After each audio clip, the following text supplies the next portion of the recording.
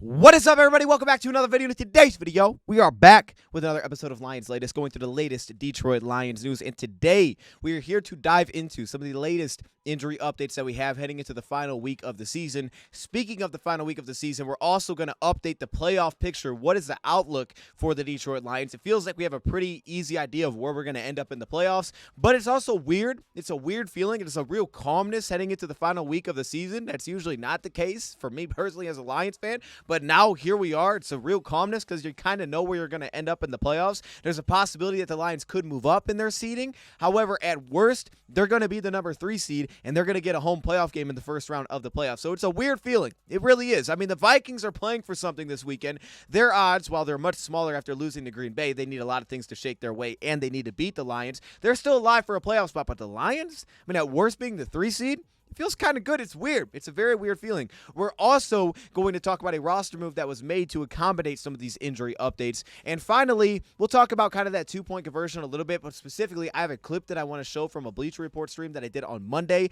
I think it was one of our better ones. I think you guys should go check it out. It's about 30 minutes long. I think it's a really good one because we talk about Dan Campbell beyond just that specific 2-point try and them continuing to try over and over. And I know there's been criticism of trying it over and over. But instead of just talking about that one player in particular, we talked about Dan Campbell in general, and I'll have a clip that I'll show from that specific show in this video, but I think you guys should go check out the whole thing. And then also maybe even a little bit of Michigan talk, maybe just a little bit. So let's get it started. Welcome back to the video. Glad you guys are here. And yes, man, we are back with another episode of Lions Latest, and it feels great to be back with one of these videos, especially when we have some really good news on the injury side of things. Usually I feel like we do this with bad news. Today, that's not the case. We're doing it with good news. Now, we do have a player that has been let go by the Lions today, which is sad. This is a player that I really like watching this player play, and we'll get to that in a second here. But the reason for that is because of the injury updates, and we'll start there first. Now, it's early in the week when Dan Campbell kind of gave these on Monday, but of course, you make this roster move to open up a roster spot for this to potentially happen.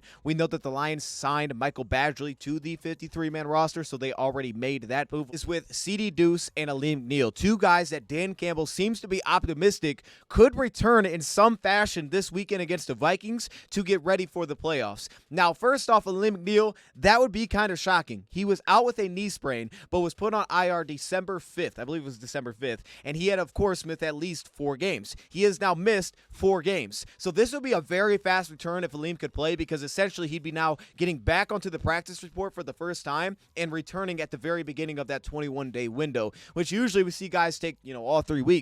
We're talking about a guy getting back immediately here. That would be amazing. You guys know how big I think McNeill for this team is. I think right now, and that's specifically the spot we talked about a lot, especially on Bleacher Report, like we're looking at the Lions, their playoff recipe, right? What is this defense built about? What do they need to step up? And the interior defensive line was, man, you added a guy like Alawalu. They knew they needed help there, especially after Aleem went down. But getting a guy like Aleem back, I mean, he is by far our best piece there because he can play the run. So I don't just do it on pass downs. I mean, I need a guy on early downs that can shake it up a little bit. And McNeill can do that. So this would be a massive get back for this playoff push. And then also Duce. Now, this one makes more sense. We've seen him on the practice report. We've seen him listed with limited participation. It's still going to be crazy to see this guy get back on the field, and I am really looking forward to it. I think the most interesting thing about this is how does it shake out with the safeties that we have between Iffy, Tracy Walker, you throw in that mix, but specifically with Iffy and Kirby Joseph, how did they get all 3 on the field?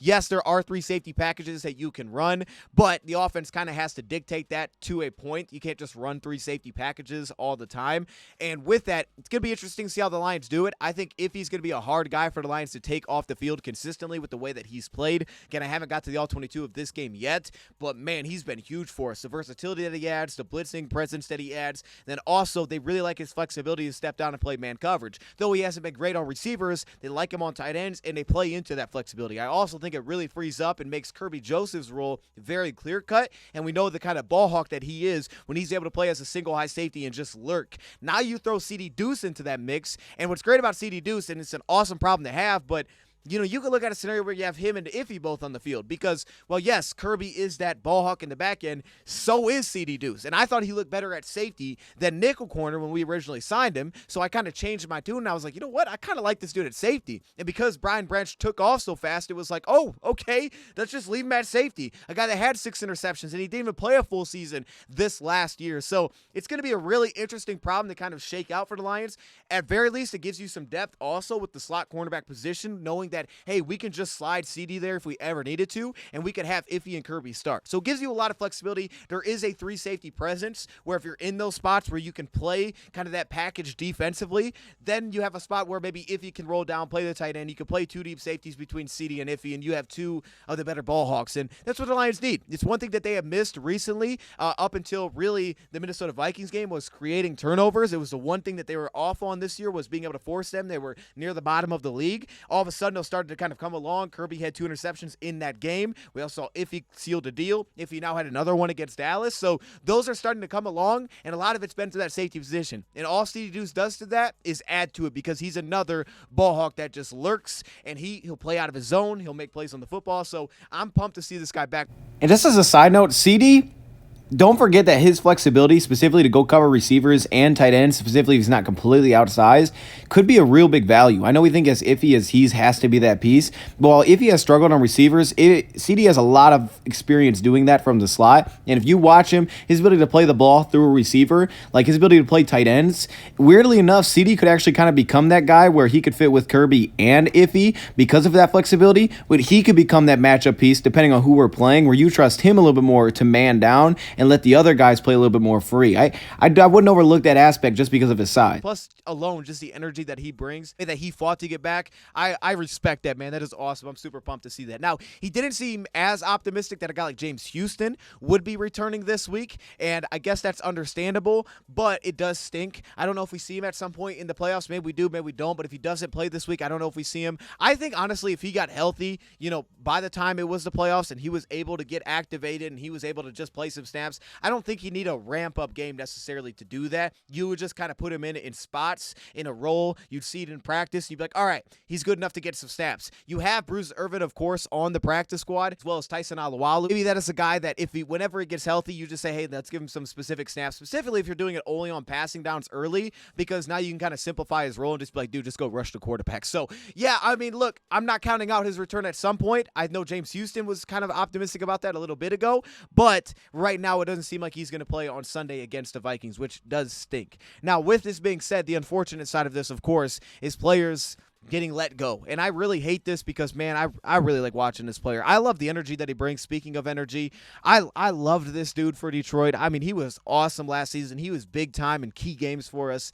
And Isaiah Buggs posted this on X today, and I'll read it off. This is what he said. Thank you, Detroit, for everything. The past year has been amazing, from meeting new people, playing with great teammates, but the time has come for me to say goodbye. Detroit, 96 out. No, this is unfortunate. I was sad to see this for Isaiah Buggs. I mean, this is clearly like, hey, Lee McNeill, if he's coming back, yeah, you make this move because they're going to play a similar role in our defense. Benito Jones has kind of been your pure nose tackle, and Benito's played pretty well this season, so we know how that's going to end up shaking out. Now, I still honestly would have liked to keep Isaiah Buggs just for depth. I mean, he's been playing around 28 snaps recently. It was kind of a weird start and a weird middle to the season for Buggs, being on the field, being off the field. It's like, what's going on with this guy? But then he ultimately got on the field, and we saw last week Tyson Alualu, who was on the practice squad right now, for the first time he was elevated. He played 34 snaps for the Lions. I was very concerned about his run defense coming into it. I think it was better than maybe my concern was, but I'll have to rewatch it again with the All-22.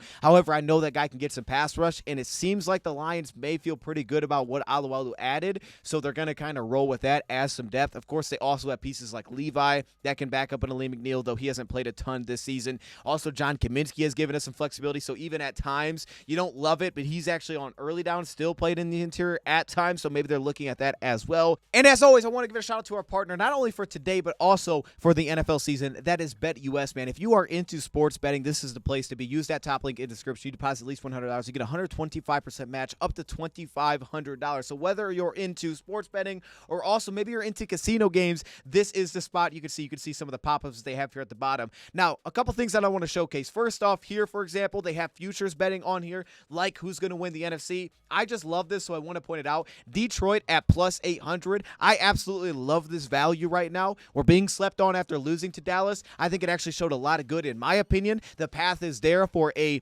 poetic run for the Detroit Lions. I love this at plus 800 odds and lines, and this is something that we've now done in a lot of our pregame shows. We went through these odds and lines, made picks. You can see the point spread, also the money lines as well. Plus, if you click on this, the markets, where it has that little number to the side, you can do some of the prop bets. Now, what I love to do is game props. Pretty much every single week where we go through game props, we pick players and over this many carries, over this many yards, under, this many sacks, and we are able to build out a parlay ticket, as you can see here on the bet slip, or you can also use some of their pre-built parlays that they have as well. Also, you can see on the left side here, man, they got every sport you could look for, basically golf, tennis, soccer, rugby. As we always point out, man, they got esports on here. They also have a live betting option, so if you do create an account with BetUS, you can get into their live betting as well, and a lot of these lines will change as the game goes on. I mean, we've seen some massive spreads change at halftime. Plus, if you create an account and you start making bets with BetUS, you get thrown into their loyalty program, and as you can see right here with the rewards, there's a lot of rewards that come with it, and then you can work your way up their loyalty tiers. But they have an FAQ page if you have any questions. It's also very good customer support, whether that's through email,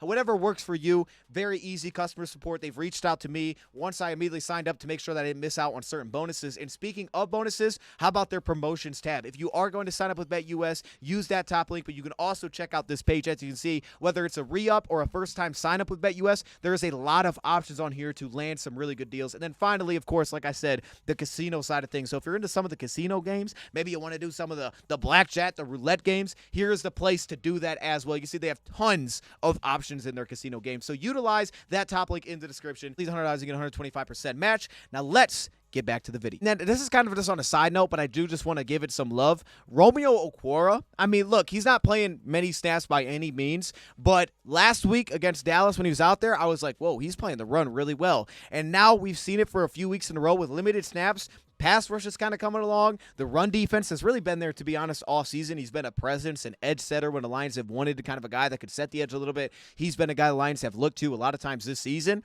But I think Romeo Okwara in recent weeks has looked pretty solid, okay? He feels like he's going to be, for sure, a role piece when it comes along to playoff time. But I'm just saying, keep an eye on Romeo Okwara because he's been flashing recently in limited snaps, and I'm pretty excited about it because he feels like the kind of guy that could come through and make a really key play, a guy that you don't think of. With the Isaiah Buggs situation, again, I hate it. He originally signed to a 2-year, I believe it was a 2-year, $4.5 million deal with the Lions before this season. That's going to clear up that cap number. He was set for $2.8 million for 2024. There is the dead cap that the Lions are going to eat right now, but they're not going to be really making any major signings right now. Really, the main thing that it does is kind of open up him being under contract for 2024. It cuts his contract a little bit short, and I think there's real questions on whether or not he'll be back next season. It doesn't seem like he will be. Also, I'll throw in Broderick Martin because we're speaking from a nose tackle spot. If you're concerned about some of the depth behind Benito, it's a fair concern, but they also have Broderick Martin, and at worst case, they could also give him some snaps as well if they want to go that direction. But I do hate this, to be honest, man. I just love the way that the guy plays.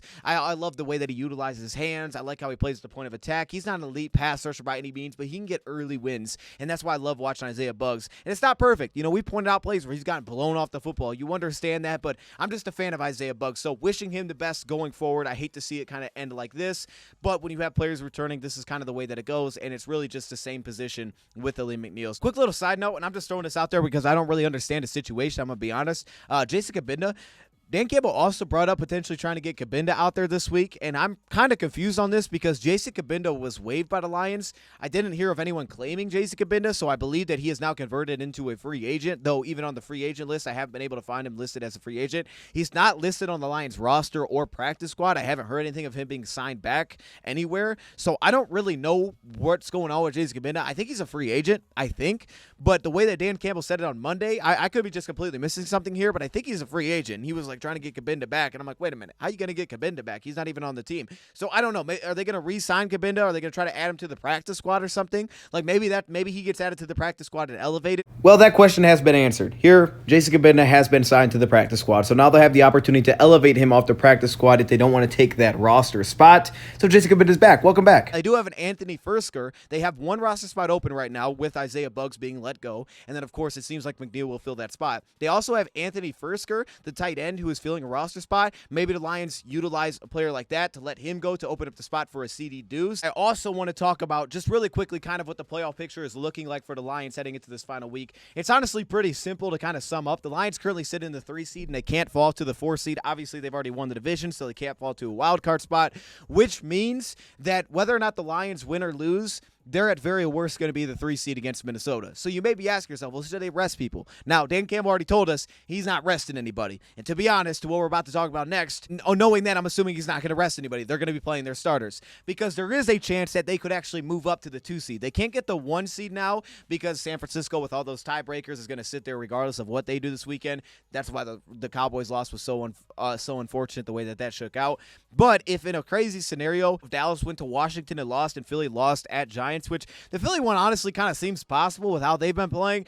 Dallas, I don't really see it happening because, if Dallas wins, they win the division. So both of those teams are still fighting for a division spot. They also both right now, as I'm recording this, play the 4 o'clock Eastern time, and the Lions play at 1 Eastern. So the Lions won't know the results of those two. So there's also that aspect where maybe if they already knew how those two went and are like, all right, we can't move up, maybe they had more of an interest in just sitting certain players. And maybe they do still this week. Like, for example, if CD Duce is getting snaps, maybe Kirby Joseph just plays less. That way they can get CD Duce with Iffy and kind of rotate just to see what kind of looks they can get.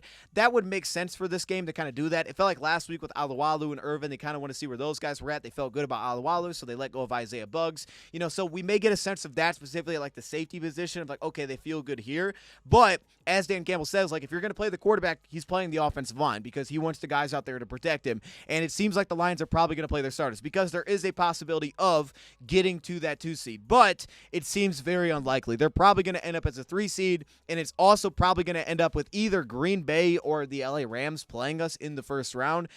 LA Rams clinched their playoff berth last week, but they play San Fran this week, so it looks like this is a team that's probably going to finish 9-8. But also the Green Bay Packers have the win over LA head-to-head, so that could push them up to actually the 6th seed instead of the LA Rams because they had that head-to-head tiebreaker when Stafford was not playing. So we could end up with Green Bay as well at home in the first round of the playoffs, but it feels likely that it's probably going to be one of those 2 teams that the Lions are going to end up playing, and then I guess we'll just go from there. The Vikings are currently still alive, but they need a lot of things to shake their way because of their loss to Green Bay head-to-head. Then also the Rams having the tiebreaker over Seattle makes it unlikely to play Seattle unless maybe we got to the 2 seed and they sneak into the playoffs. And then again, Packers have that advantage over the Rams because of that head-to-head. So unless the Packers were to lose to the Bears, even if both those teams won, we're then going to probably get the Packers based on the seeding if we're unable to move to number 2. Also, real quick, kind of just want to touch on this 2-point play a little bit because we did hear from Dan Campbell and he talked just a little bit about it. Again, I don't want to go through the flag or the officials. I don't want to do that. We've moved on. We talked about it. We moved on from that.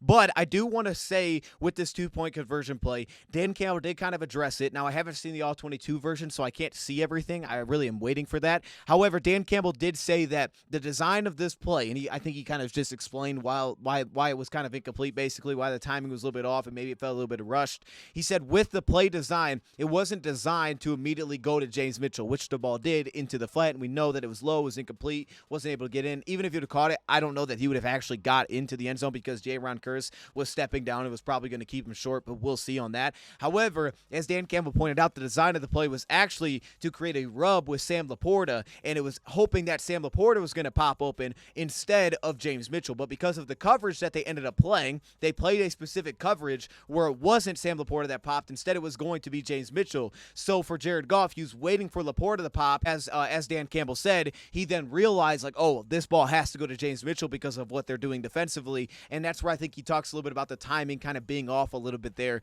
on that pass. Now, when I watch it back, what really stands out to me, the Lions were trying to kind of overload one side of the field. Lions utilized kind of the short motion here with Amon-Ra St. Brown, and they have him release inside of Sam Laporta on the play, that he breaks back out seemingly into a corner route towards the back pylon. But You also notice that they're going to release James Mitchell on a flat, and they're going to have Sam Laporta immediately release outside and seemingly kind of spot up back to the quarterback looking for the ball here, kind of running like a little curl route underneath. It seemed like what the Lions were trying to do was almost overload one side of the field by creating 3-on-2, and while with doing that, the short motion kind of pulls that off-ball linebacker, Damone Clark. You can see them kind of slide pre-snap. However, on this play, when he releases back outside, as you can see here, Jaron Kearse doesn't jump or dive underneath. Like, the rub route is not really created here, where it's like Sam Laporta's creating a pick play for James Mitchell and Kearse steps down. Instead, Kearse seemingly stays on top of Sam Laporta, matches him up one-on-one. Also, the outside corner stays on top, where Amon-Ra St. Brown does the short motion and breaks back outside.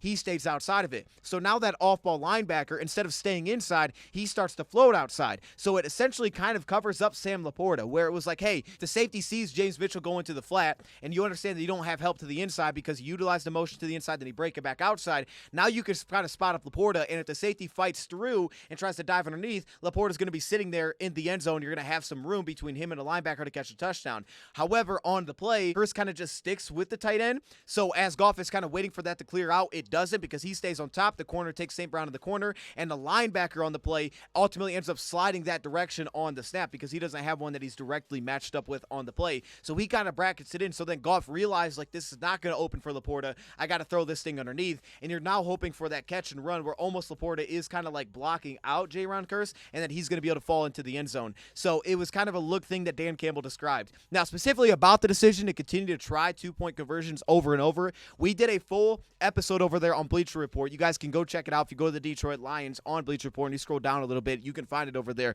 We talk about Dan Campbell and his decision making. But beyond just that 2-point play, I wanted to expand it. I wanted to talk about how Dan Campbell's decision making and why I don't question it, because you guys heard me live during the game, and I was sitting there, I was saying, man, take the extra point. We're better than this team. Let's play another quarter. Let's go win this. I guess in a way kind of like what Michigan did, right? Took the extra point. There was more time left, and they won it in overtime. I was like, I think the Lions could do that. However, still, when I step back and question necessarily the decision there of Dan Campbell on that one specific play, and that's the full video that we did over there that I tried to explain and why I don't, because of Dan Campbell. His mentality, his mindset, his aggressiveness has actually, to me, been a huge reason that the Lions are where they are. Why everything has really changed for the Detroit Lions is because of Dan Campbell, and why I don't question those kind of decisions from Dan Campbell, right? And that's what we talk about over there. So I'll show you a clip of what I'm saying. Bottom, I think, is the most important part of this, because I think when we talk about culture, right, we talk about culture, we talk about changing the culture. How do you do that, right? We've talked about a lot of different ways that I feel like Dan Campbell has done that. We just talked about, him being authentic, him being honest with the players straight up. For example, Dan Campbell saying, I told the guys we'll rest when the season's over. I think this is where it becomes key, because now you're starting to see, and I think we're seeing this a lot, and it's not always the same. But with some of these franchises that have struggled for a while, man, they've been a slump. Maybe the last 20 years they've struggled, whatever it may be. That guy that's been able to step in and essentially change the culture for that team, all of them have really something in common. They've all had an aggressive play style. They've all had an aggressive coaching style. And that's been a huge part to turning things around, right? Building that culture, believing in your players. People called him crazy early, but I have so much confidence in myself that it's going to work. I've also instilled confidence in everybody else. How do we know that? Dan Campbell, we haven't even lost back-to-back games this year. Dan Campbell has always been able to pull this team out of the ditch. He's always had now people buying into him. Sheila Hamp, there was no question. Lions come in their second year, they're 1-5. In the past, they'd clean house with him. They're like, nope, we believe in him. He'll be fine. We'll figure it out. There's always been such a confidence that has been built around him with all the players, the buy-in.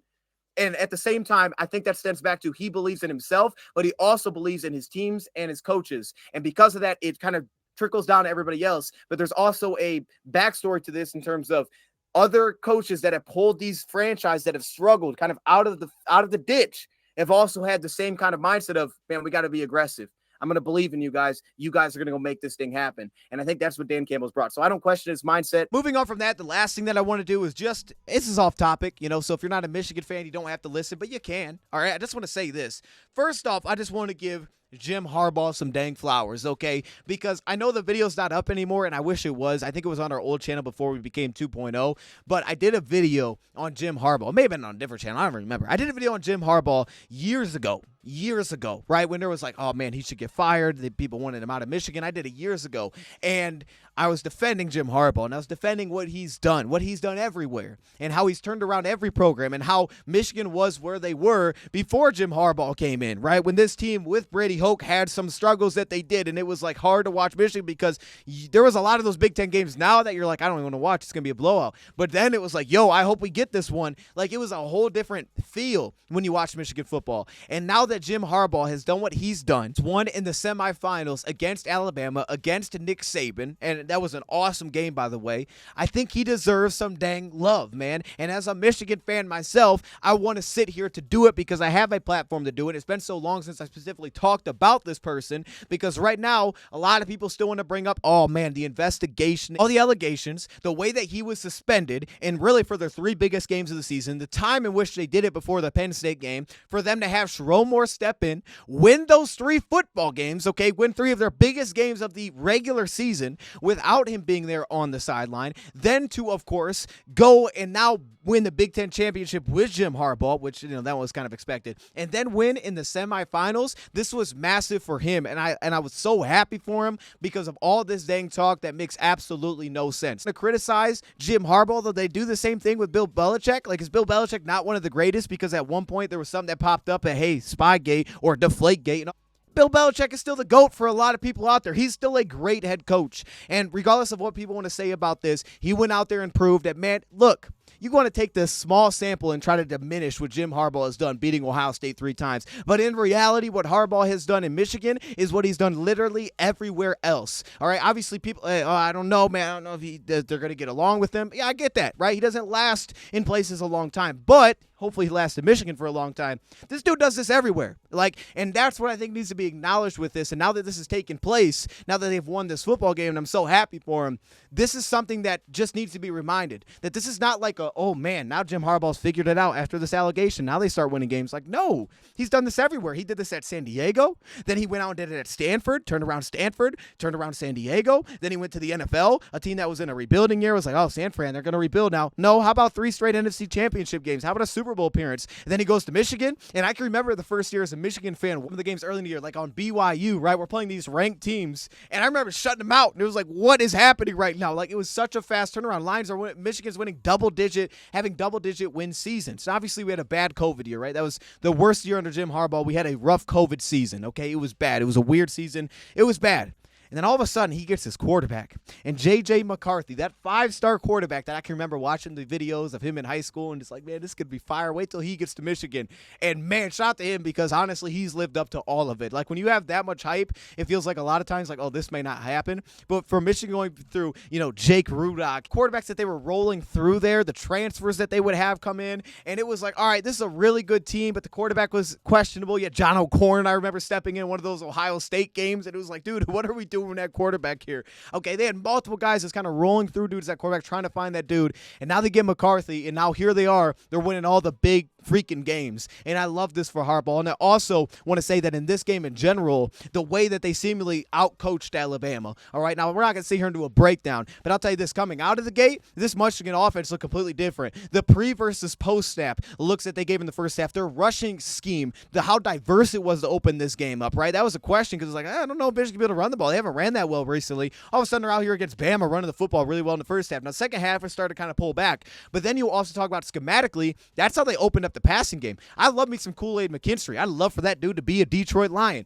that cornerback number 1. And this is a team that has NFL players in the back end. And Michigan didn't seem to be able to consistently separate. I love Cornelius Johnson, had a great catch on the sideline. However, a lot of those plays, man, those things were schematic, right? I mean, it was the crossing routes. It was the schematics pre-snap, the looks that they would give. They would switch responsibilities. The Roman Wilson play, right, where they have the short motion. Then they run Roman Wilson on the beneath route. The guy's wide open. They're not able to communicate it. That's how Michigan was getting guys open when it mattered most. Even the flea flicker that was failed where the running back couldn't get it to McCarthy, the guy was going to be wide open. Like, they had answers, specifically in the passing game, through scheme. And that was what was so awesome. Then also on the defensive side, just to give them credit in general, era of having Don Brown and all the man coverage, then we play like Ohio State and be like, dang. And I don't know if it was all his fault, but I mean, man, we would get ran up on. It was like, we need a change here. Harbaugh ends up picking up a defensive coordinator from the Baltimore Ravens, and now we see, by the way, both Jesse Minter and also Mike McDonald two of the best coordinators seemingly do it. Baltimore has the best defense in the NFL. Michigan has maybe the best defense in college football, one of the best defenses in college football. They're both doing their thing right now. They get that defensive coordinator in the building, and you're watching that game, and it looks like you're watching NFL defense. It really does. Like, I feel that way when I'm watching Michigan. It's so complex for a college football team. It's so different. Like the blitz schemes, or even not even blitzing, like Aaron Glenn does, where you bring an edge, you drop out an edge rusher, you bring a linebacker. Like the confusion that they were causing for Bama and that offensive line. It's different in college versus the NFL, but man, they had them all over the place in the first half. The pressure upfield where they would utilize the stunts to get in the face of Milroe. Like, man, schematically, defensively, it looks like such an NFL team, man. The multiple coverages, the rolling safeties. I mean, they just give you so many complex look. It's not stagnant defensively. And by the way, you look at that from a schematic spot, and this, right, again, I gave Brad some love here, but just like, Baltimore, elite linebacker play is a huge part of that. With Roquan Smith, they went out, they spent money, they got that guy. Lions went out, drafted Jack Campbell. As I've said, my theory, I think Jack Campbell's going to be a massive piece in the coming years where we're going to start to realize that the NFL, tight ends and linebackers are going to become, for these next few years, I believe, such a massive part in the NFL, because this is what we see. The NFL goes through changes. At one point it's like this, all of a sudden it starts to swing a little bit back because everybody finds answers. Like, oh, you want to play light? We're going to get the big bodies. And things swing back and forth. And I think that's what we're going to see in the NFL is the value of linebacker and tight end. We're seeing it with tight end because we've seen yards per attempt drop down. We've seen two high safeties go up. We've also seen less blitzing. And I think what we're going to see on the flip side is we're also going to see the usage of linebackers being so important to be able to play those matchups, take away the middle of the field. And I think that's what Baltimore does at extremely high level is they take away the middle of the field. So I just wanted to give some Jim Harbaugh love there. He is that dude. Please stay at Michigan. Do not go to the Bears.